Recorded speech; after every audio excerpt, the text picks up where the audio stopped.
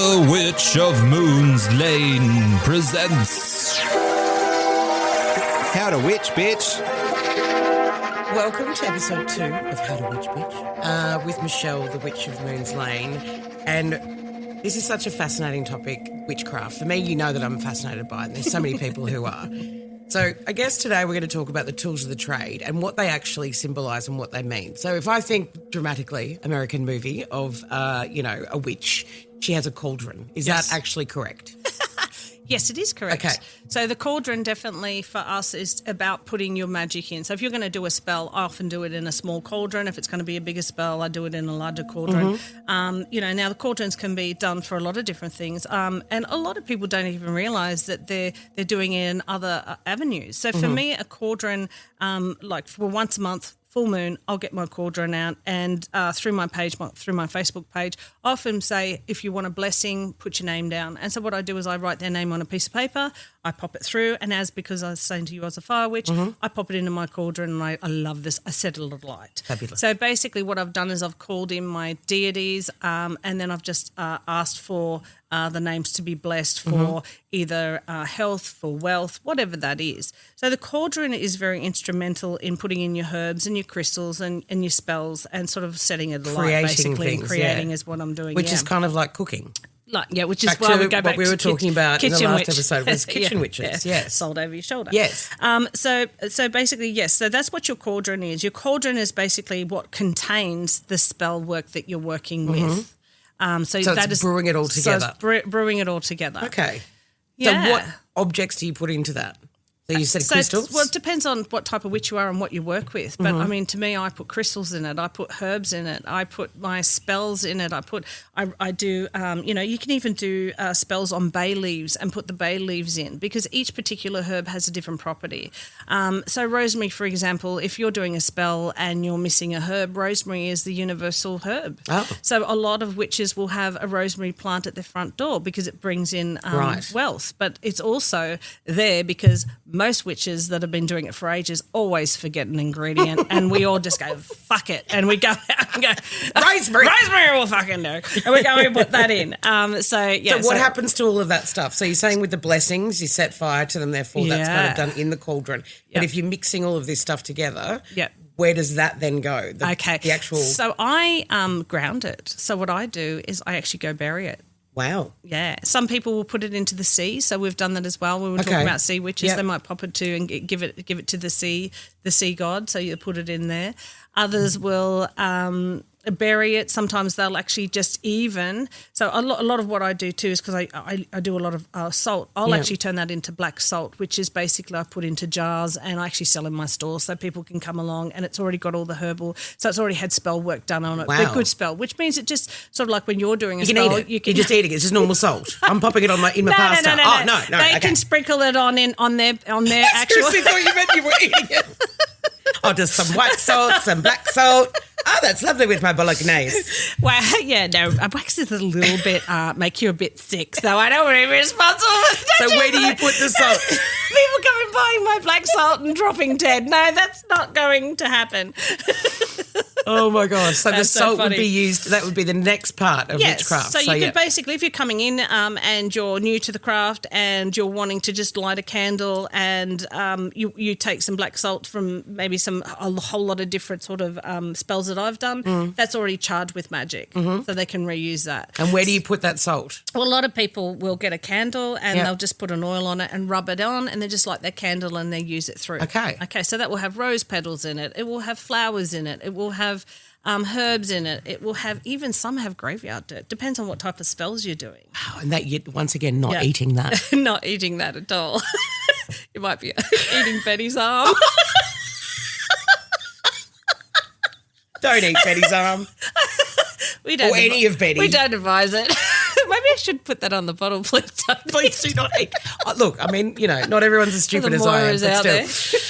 All right, so we've got our cauldron, we've got our salt. What else do we have? The sort of the tools of the trade for our witches. Okay, so you have your sword or your atham. Sword. Yeah, so swords are basically where you pop up to the sky. If you're doing a circle work, for example, you actually pop the sword up to the top and you bring in the gods and goddesses through that way, or you bring in the energies of your 5-pointed star, which is your spirit, your air, your earth, your water, and your fire.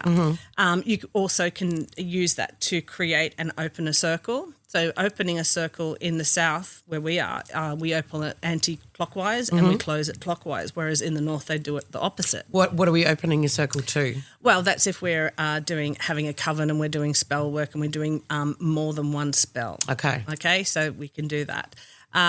Then we also have your wands, and your wands can also be like a staff, and that's also what we were talking about before, how you can create and do your own wand, which we can sort of talk about. We can help people do that.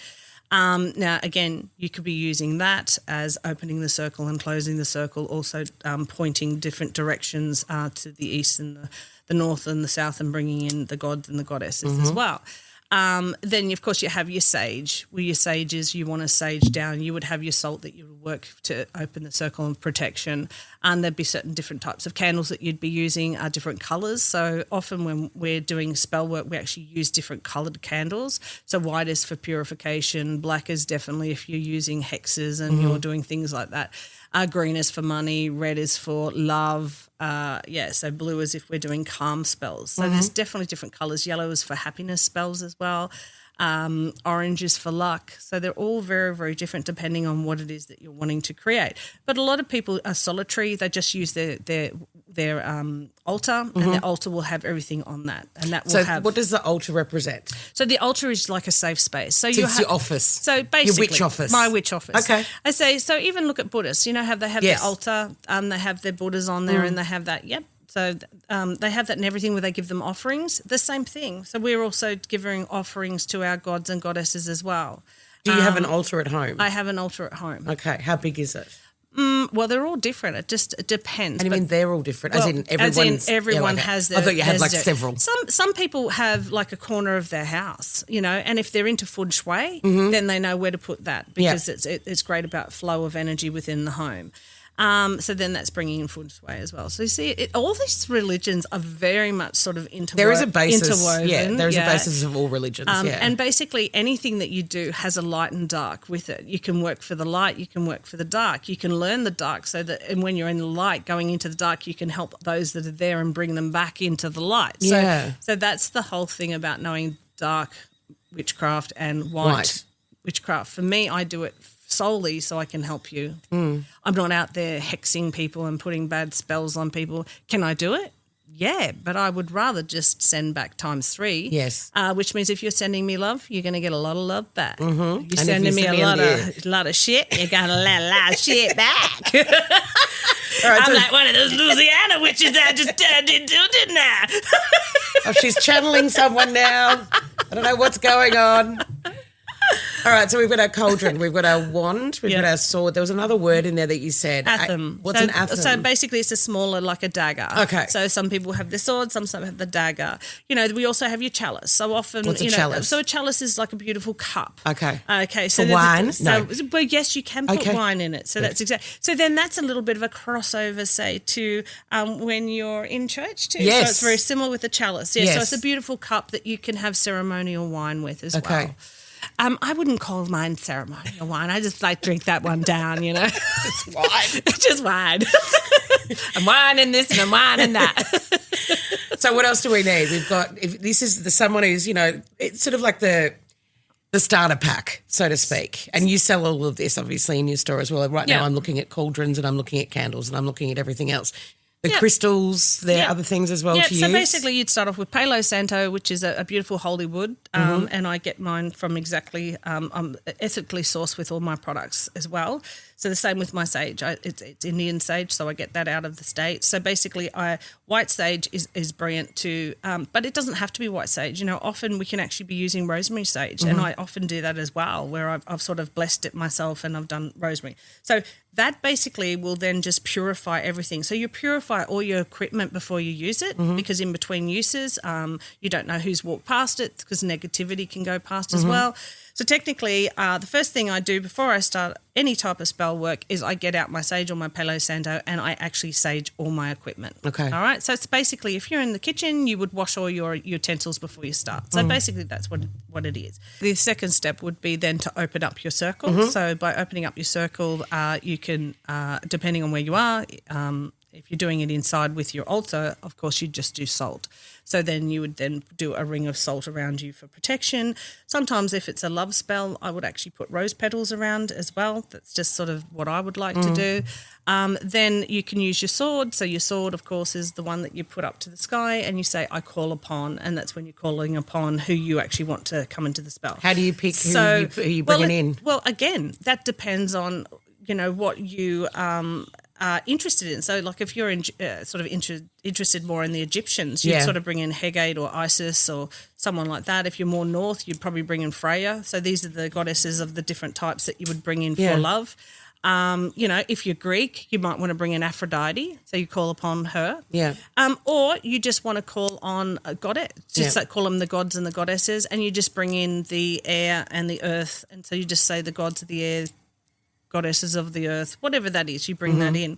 Then, of course, you have your cauldron, so your cauldron's all set up for if you're doing spell work for whatever that is. Okay, so you can be putting in your spells, you can be putting different herbs, you can be burning paper, you can be, and even in your candles, you can be doing witch signals as well to burn as well. So there's a whole revenue of things. There's so much stuff. There's so much to get in. But if we're just going to do basic, your basic altar should have a cauldron, it should have your sage or your Palo Santo, it should have your candles, it should have your, I love to use the salts and the black salt as well as the white salt.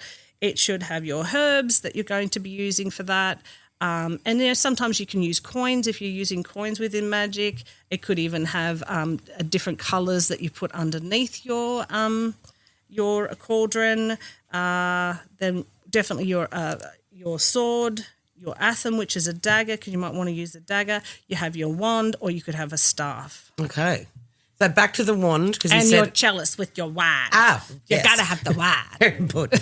With the wand, you said the first thing that, and we spoke to you about this in the last episode, about the first thing you did was ask a tree for a wand. Yes. So just to clarify that. Is that the first step? So the first step that I would do in order to know that witchcraft is my path or my chosen path, or in fact that you have been chosen as well, is to definitely go and have a chat to a tree. I know it sounds ridiculous, but it's amazing. Now, do you know that I actually saw on another podcast, funny enough, and I do believe in this because when I was about 8, we were all given beans. And we were given beans in a little can, and it was who could create the best beans over a 2-week period. Okay. And so basically I brought mine home and I talked to my bean. Yeah. And I was just, it sounds funny. But I would say, I love you, you're beautiful, you're going to grow big and strong, and you're going to win the race. Yeah. Anyway, 2 weeks later, I won. Mine was just bushy. It was everywhere. It was going everywhere. And everyone's this tiny little, and she's saying, what did you do? And I said, I just did lots of words of affirmation. And they've actually proven that houseplants perk up 2 kilometres away from when you're coming home. They actually perk up knowing that you're coming home. Yeah, there's actual evidence to show you that houseplants realise that you're in their vicinity if you're and they grow kind of like better. Dogs and that kind of stuff as well. Yeah. Some dogs don't grow as much. Yeah, so there we are. Wow. So it's sentient beings. We're all one. It is very much. So me going and talking to a tree, it's listening to me. So, I mean, it's a bit Lord of the Rings, I guess, if you want to look at it. Yeah. Suddenly there's a tree in your house. It's like walked on Well, he's in. not walking in, not kind of, rocket on in. No, but I always ask, can you drop your best branch? So when I make my brooms, which you can see up there, I'm asking trees to drop their branches for me, and they are. And that's how I'm making my broomsticks. Does it happen straight away, or do you have to go back? Is it like a pickup sometimes delivery? You go in. No. So sometimes they'll drop while you're there. Other times I usually go back in a 24-hour period and one's drop for me. Wow. Yeah, I know. It's cool.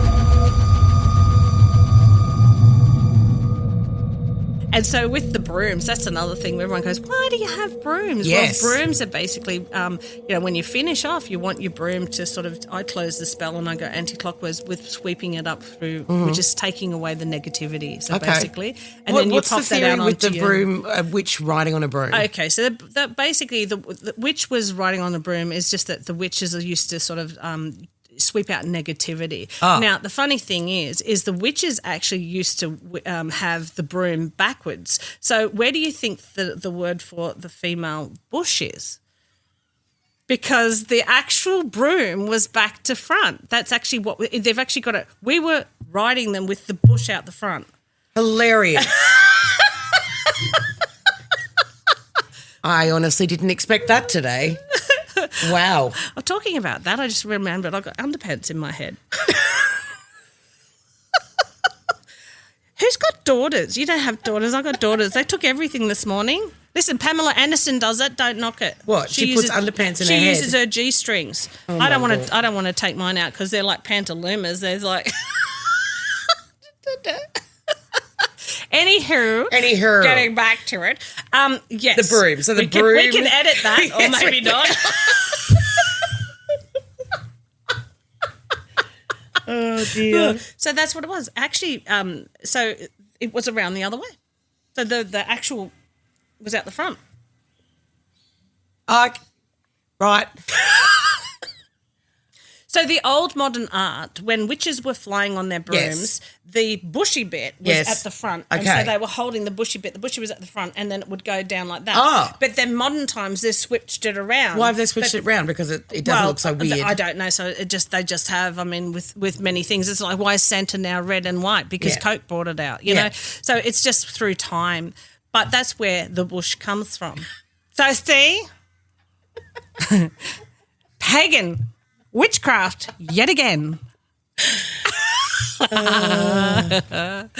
Okay, right. So the broom is sweeping away negative energy. Yes, it is. So that's what it's used for. Yeah. And the fact that we think of them riding it is because they're actually using it. That's right. So that's what it is. It's basically, get on your broom, because it was always about witches They'd be riding. using their broom to get rid of all the negative energy. Or they'd be using it in a spell work. So that's where it all came from. So they have little brooms. So I've got little brooms here now. So you don't have to have the big brooms. The little brooms they use now to sort of do that. So you take, it's like when at home when you use a Dyson. Yeah. I use Dyson. Do you ride your Dyson? All right, episode 2, we've covered tools of the trade. Yeah. The cauldrons, the swords. Do we talk about crystals? Well, crystals is Crystals different are all as part of it as well. So not every person will work with crystals. I like to work with crystals because I program crystals. Right. So often when I do my candles and things like that, my actual everything has been in spell work. So everything that I do or create has been in spell work. So with my crystals that have been on the top, I charge them. So you can actually charge crystals. Mm-hmm. So you can take a crystal as in a quartz crystal, and basically pop that to your forehead and actually charge that crystal to work for you. So Wow. you can be charging that crystal to change your life, to have different positivity, to have all sorts of different things. And so this is crystal magic. And then you can pop that into your, you've got to basically be wearing it at all times. Now, often when a crystal breaks, it means that the energy or the spell has worked and that energy's been done. So a lot of people come in and go, oh, my crystal broke and I don't know why it broke.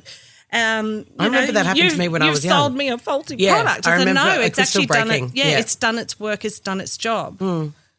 So you need to replace it. So also using full moon to charge crystals, that's another thing that I'm aware That's right. of. So the moon is the feminine. So Yep. the sun is the masculine. And with everything, again, we've got the male and the female of the masculine, and you need both to work.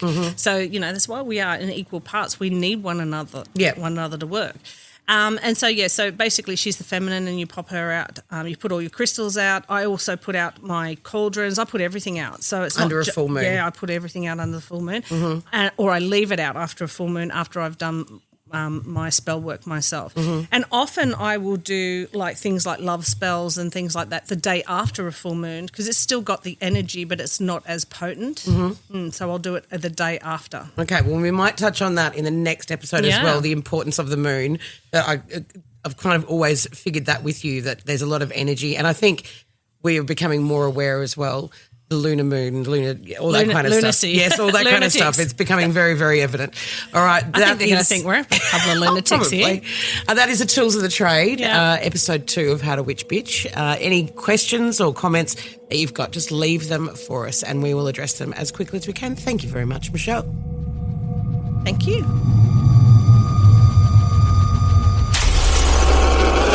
Woodwork Podcasts.